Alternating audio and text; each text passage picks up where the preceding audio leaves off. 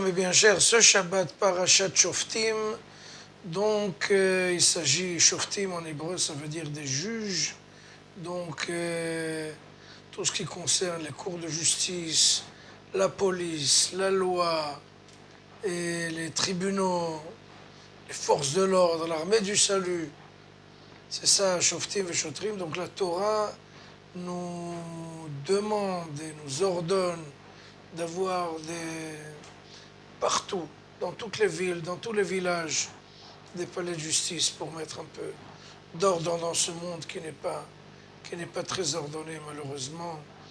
La corruption, la délinquance, le sabotage, etc. Ezrat Hashem, vers la fin de notre paracha, il y a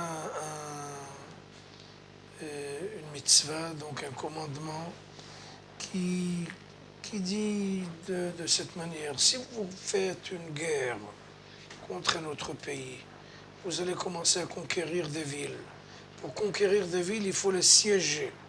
Pour faire un siège, il faut abattre des arbres, il faut couper des troncs et faire en fait une espèce de muraille autour de cette ville jusqu'à ce que la population se rende ou lève le drapeau blanc.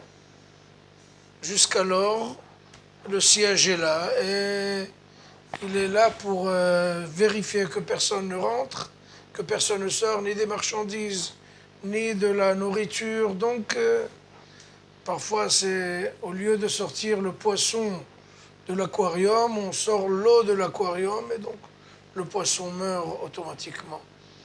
Et c'est ça, donc, dans toute cette ambiance-là, on est en pleine guerre. Il faut faire attention de ne pas abattre des arbres fruitiers, des vergers, des potagers. Il faut faire très attention à l'environnement. Il faut conserver la nature. Dites-moi, vous, dans quelle armée du monde, dans quel pays, quels sont les soldats qui vont faire attention à l'environnement? C'est incroyable, dans toute cette ambiance de sabotage, de ravage, de destruction. Mes chers amis, moi j'ai fait la guerre et j'étais dans les unités d'élite, donc dans les combats les plus dangereux. J'ai beaucoup d'amis qui sont tombés.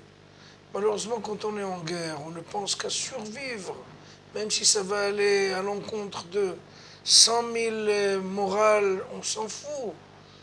Survivre, c'est le mot-clé. Et pourtant, la Torah dit, monsieur, si vous voulez siéger une ville, ne touchez pas aux arbres fruitiers, parce que c'est de l'alimentation. C'est quelque chose qui donne la vie.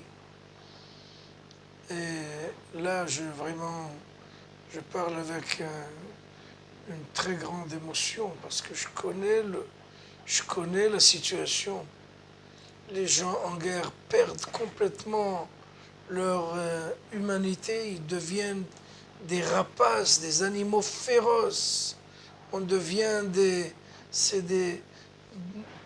bestiales. C'est très grave ce qu'on voit dans la guerre. Et je ne veux pas vous faire mal. Il faut voir les viols, les assassinats. La personne devient... C'est comme si on tuait des mouches.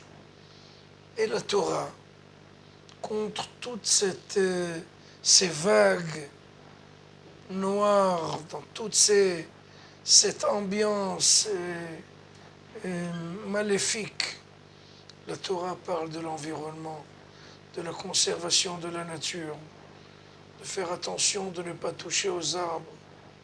Quelle sensibilité, quelle pensée pour le monde, quand les soldats ont dans la tête que tuer, ravager, saboter.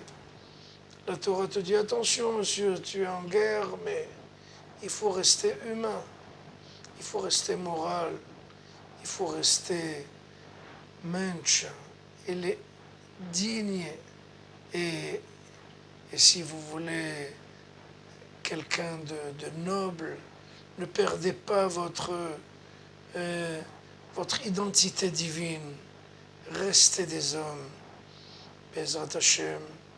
Et si c'est comme ça dans la guerre, bien entendu, plus forte raison dans le quotidien, il faut rester humain, quoi qu'il en soit.